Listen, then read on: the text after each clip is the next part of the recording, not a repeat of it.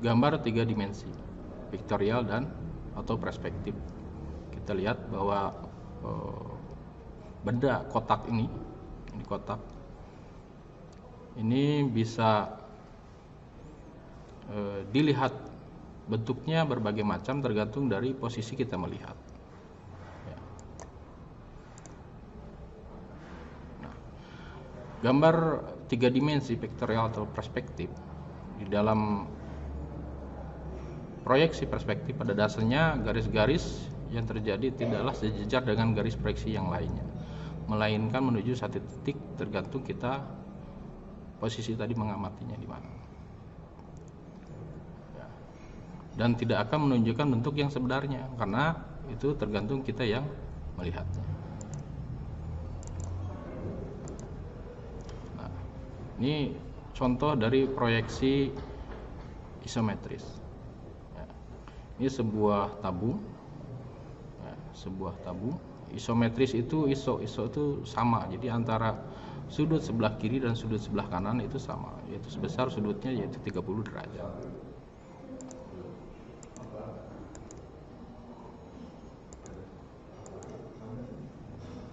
Nah, ini adalah kalau kita lihat lingkar dan busur pada isometris. Ini kelihatan tidak sama bulatannya. Padahal kalau dilihatnya di ideal sebuah kotak kubus itu harusnya sama. Tapi kalau dilihat dari secara isometris ya, dengan sudut ini 30 derajat sudut sisinya, maka bulatan busur isometrisnya berbeda. Ini adalah proyeksi Dimitri, di mana proyeksi Dimitri ini sudutnya berbeda antara kiri dan kanan. Yang kiri itu 7 derajat, sedangkan yang kanan 42 derajat. Seperti ini, contoh gambar satu. Ini perspektif oblik atau cavalier. Untuk menggambarkan sebuah benda pada sebuah bidang yang bentuknya rumit, ternyata sulit untuk diinformasikan dengan gambar 3 dimensi. Misalkan bagian-bagian terhalang oleh gambar sebuah kulit. Dengan alasan tersebut, maka gambar kerja pada umumnya digambar menggunakan proyeksi ortogonal atau gambar 2 dimensi. Nah, ini kita harus sangat kuat di sini karena semuanya rata-rata di jurusan teknik kendaraan ringan itu kendaraan itu menggunakan berbagai macam buku manual, dari mulai buku manual kelistrikan, buku manual engine, buku manual sasis, pemindah tenaga. Dan di sana buku manual itu memberikan informasi tentang spesifikasi dan cara bongkar pasang yang sangat rumit, sehingga kalian harus betul-betul bisa memahaminya. Bagaimana proyeksi ortogonal.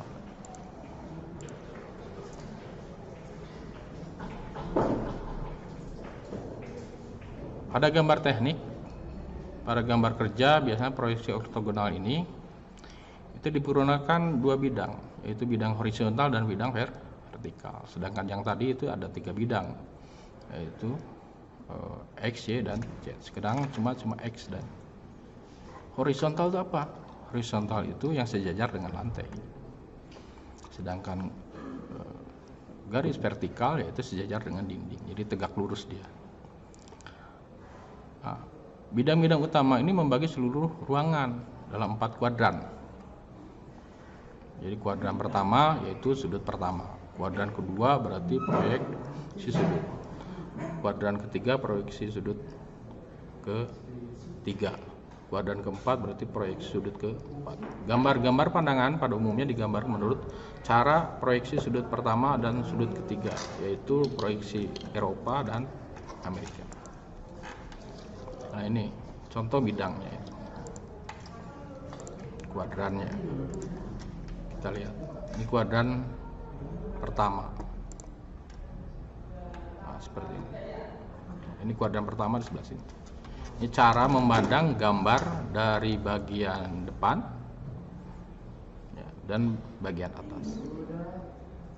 Ini kuadran pertama. Sedangkan ini adalah kuadran ketiga. Berarti ini ke-1, kedua sebelah sini, ini ketiga, berarti ini keempat. Cara melihatnya seperti ini. Ini arah proyeksinya. Kita lihat. Ya. Contoh, di sudut pertama, lihat arahnya, arah proyeksinya.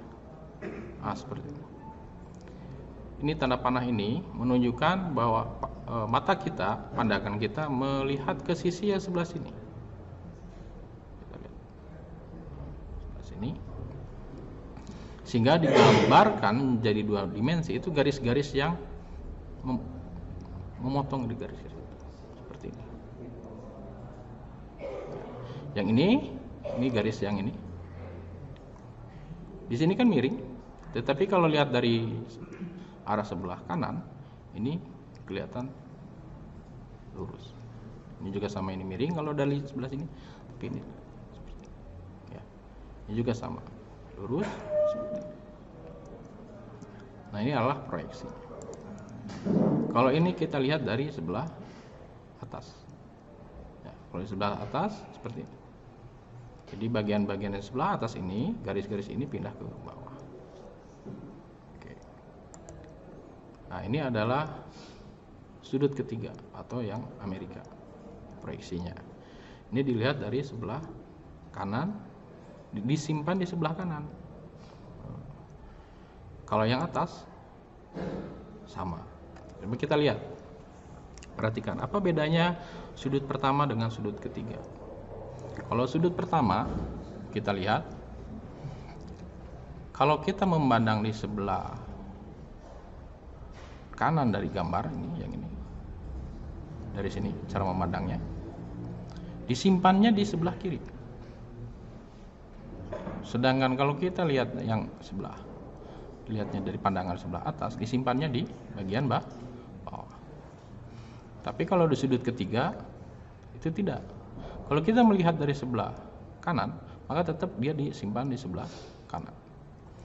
Kalau misalkan kita lihat dari atas, tetap di atas. Itu bedanya sudut proyeksi sudut pertama dengan proyeksi sudut ketiga. Atau ini yang Eropa, ini yang Amerika. Ya. Nah, seperti ini.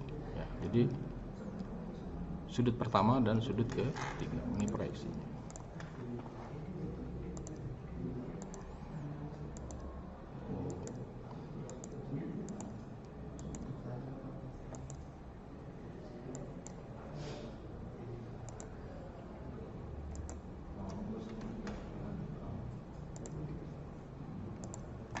Keluar. Baik, nah ini yang lebih jelasnya seperti ini. Ini adalah proyeksi dari Eropa, di mana pandangan depan disimpan di belakangnya. Pandangan sebelah kiri, ini kan pandangan sebelah kiri disimpan di sebelah kanan. Sedangkan pandangan di atas itu disimpan di bagian bawah. Itu cara membuat lihat proyeksi Eropa.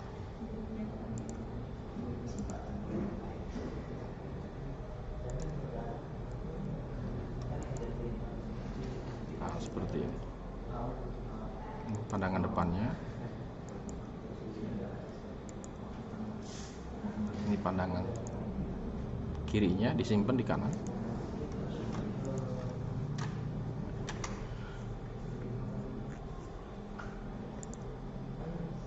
Nah, ini gambar 3 pandangan menurut proyeksi sudut pertama.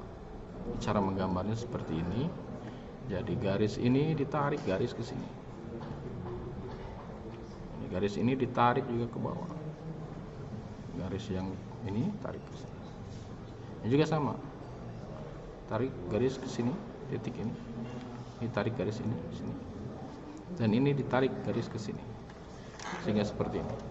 Nah, untuk mencari titik yang ininya, maka menggunakan jangka. Ya, dari sini, dari sudut. menggunakan jangka, diputar dari sini. Ya. Jarak. Nah, jadi kan bisa ya. Nah, demikian cara menggunakan proyeksi Eropa. Ini pandangan depan, pandangan atas simpan di bawah, pandangan sebelah kanan simpan di sebelah kiri.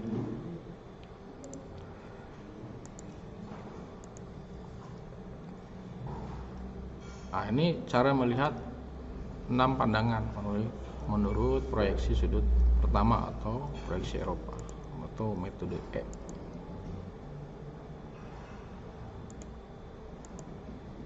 Nah, seperti ini.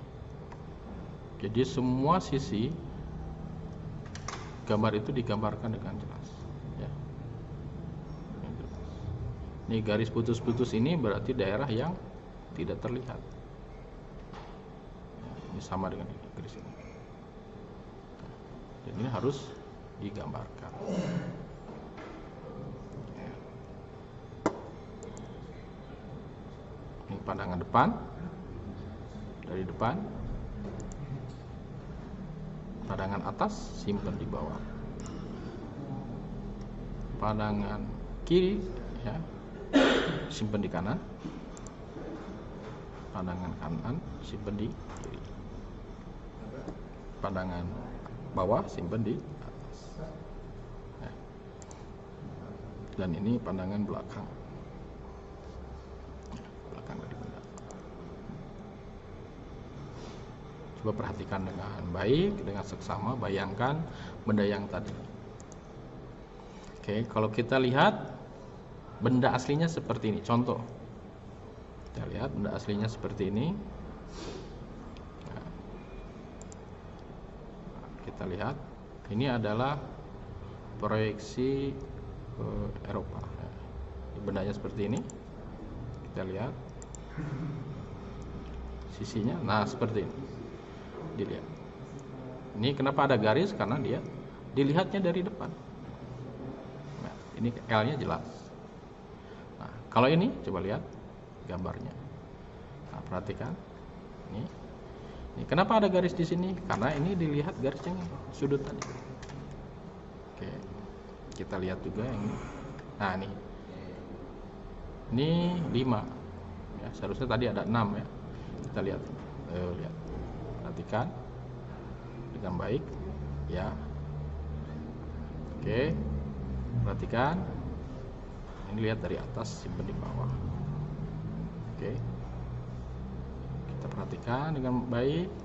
Nah, ini bawah simpan di atas. Nah, cuma kalau kita lihat, oke, kita lihat lagi seperti ini ya. Di sini ada garis yang hilang, nah, karena dia ada sudut. Nah, sebetulnya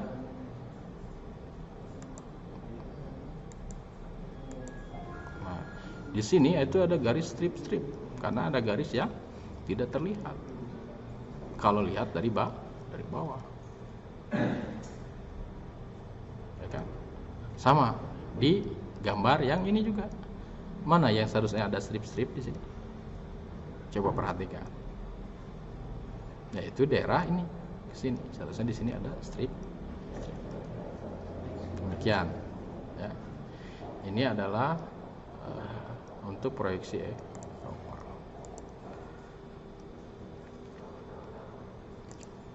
Lambang proyeksi. Nah, kita lihat lambang proyeksi untuk Eropa. Ini dilihat depannya, ini sebelah kiri pandangannya disimpan di sebelah kanan. Di sini nggak ada titik-titiknya. Kenapa tidak ada titik strip-stripnya di sini? Karena dilihat dari sebelah kiri, disimpan di sebelah kanan. Nah, ini proyeksi sudut ketiga, yaitu proyeksi Amerika atau metode A.